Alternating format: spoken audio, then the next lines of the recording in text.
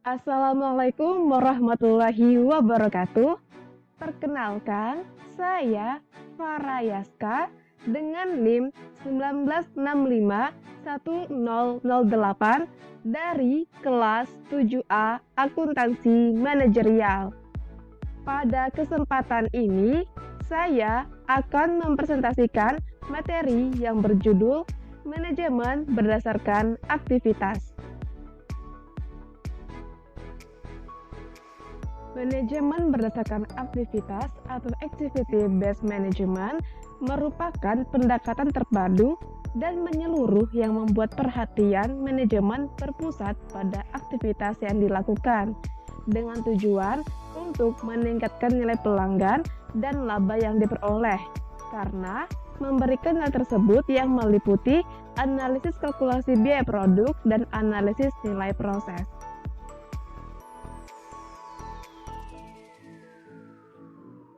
Terdapat dua dimensi dari manajemen berdasarkan aktivitas.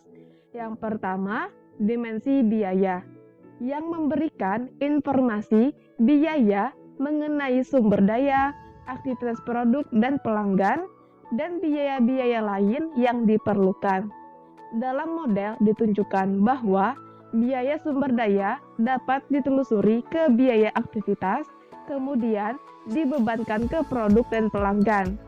Dimensi kalkulasi biaya berdasarkan aktivitas biaya penting untuk kalkulasi biaya produk, manajemen biaya strategis, dan analisis taktis.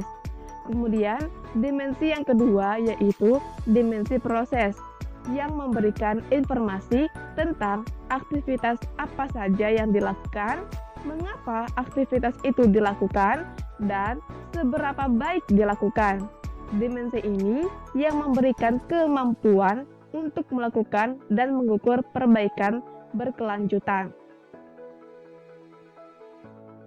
Berikut adalah model dari manajemen berdasarkan aktivitas dua dimensi yang terdiri dari dimensi biaya dan dimensi proses.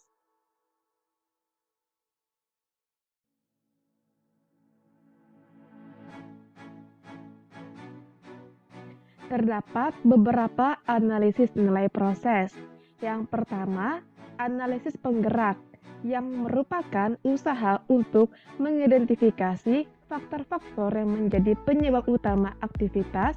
Misalnya, suatu analisis mungkin mengungkapkan penyebab utama dari biaya pemindahan bahan adalah tata letak pabrik.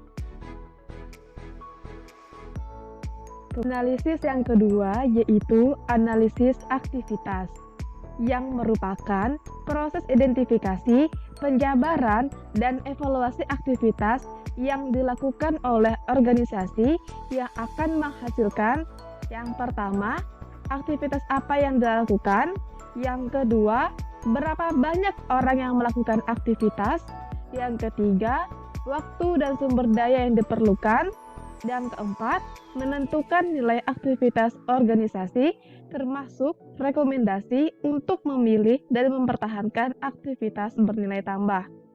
Kemudian, analisis aktivitas dapat mengurangi biaya dengan cara, yaitu eliminasi aktivitas, pemilihan aktivitas, pengurangan aktivitas, dan pembagian aktivitas.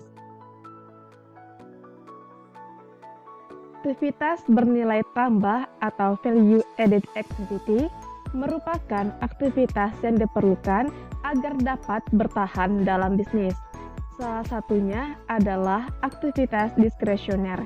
Aktivitas ini bernilai tambah apabila memenuhi 3 kondisi. Yang pertama, ketika aktivitas yang menghasilkan perubahan. Yang kedua, perubahan itu tidak dapat dicapai oleh aktivitas sebelumnya. Yang ketiga, aktivitas itu memungkinkan aktivitas lainnya dapat dilakukan. Kemudian, aktivitas tidak bernilai tambah atau non-value, yang merupakan semua aktivitas selain dari aktivitas yang penting dilakukan untuk bertahan dalam bisnis. Aktivitas ini dapat diidentifikasi dan ketidakmampuan untuk memenuhi satu dari ketiga kondisi pada aktivitas bernilai tambah. Kemudian, analisis yang ketiga yaitu pengukuran kinerja. Ukuran kinerja aktivitas berpusat pada 3 dimensi utama, yaitu yang pertama efisiensi, yang berfokus pada hubungan antara masukan aktivitas dan keluaran aktivitas. Yang kedua yaitu kualitas, yang berhubungan dengan pelaksanaan aktivitas yang benar pada saat pertama dilakukan. Dan yang ketiga yaitu waktu. Waktu yang lebih lama berarti banyak konsumsi sumber daya dan kekurangmampuan untuk bereaksi terhadap permintaan pelanggan. Selanjutnya yaitu ukuran keuangan bagi kinerja aktivitas. Ukuran keuangan dari efisiensi menjadikan manajer mampu mengidentifikasi nilai uang dari potensi perbaikan dan perbaikan yang ingin dicapai.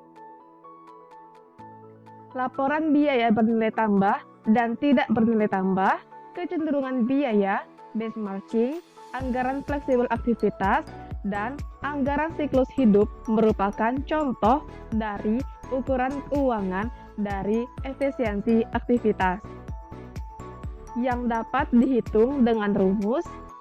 Apabila biaya bernilai tambah, rumusnya yaitu SQ dikali dengan SP. Kemudian, apabila biaya tidak bernilai tambah, rumusnya yaitu AQ dikurangi SQ dikali dengan SP, di mana SQ merupakan tingkat kualitas bernilai, SP merupakan harga standar per unit ukuran keluaran aktivitas, dan AQ merupakan kuantitas aktual dari keluaran aktivitas yang digunakan apabila sumber daya dipasok pada waktu yang dibutuhkan, atau kuantitas aktual dari kapasitas aktivitas yang diperoleh apabila sumber daya dipasok di muka.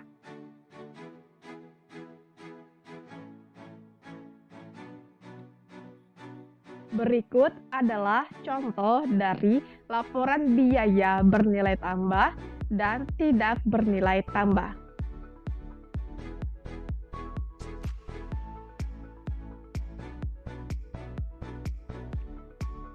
Selanjutnya yaitu ukuran non-keuangan bagi kinerja aktivitas yang terdiri dari ukuran efisiensi, otomatisasi, penyimpanan persediaan, kualitas, waktu, keandalan, ketertanggapan, dan efisiensi siklus manufaktur. Baik, demikian yang dapat saya presentasikan. Semoga apa yang telah saya sampaikan dapat memberikan manfaat. Terima kasih atas perhatiannya. Wassalamualaikum warahmatullahi wabarakatuh.